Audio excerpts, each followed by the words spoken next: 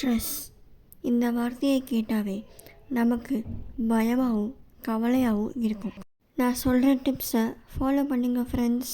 First, breathing exercise.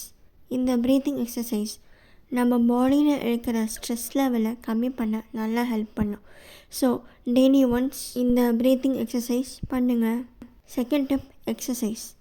நம்ம daily exercise பண்ணுறது நம்ம ஹெல்த்துக்கு ரொம்ப நல்லது அண்ட் நம்ம மென்டல் ஹெல்த்தை நல்லா ஸ்டேபிளாக வச்சுக்க ஹெல்ப் பண்ணும். ஸ்ட்ரெஸ் லெவலையும் குறைக்கும். Tip number 3, eat healthy foods.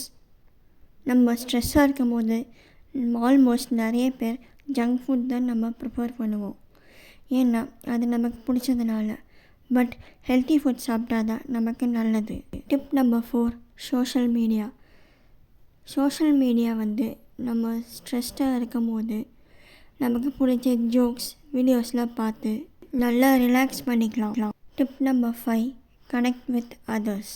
நம்ம தனியாக இருக்காமல் யார் கூடயாச்சும் டைம் ஸ்பெண்ட் பண்ணோன்னா நமக்கு ஸ்ட்ரெஸ் லெவல் குறையும்.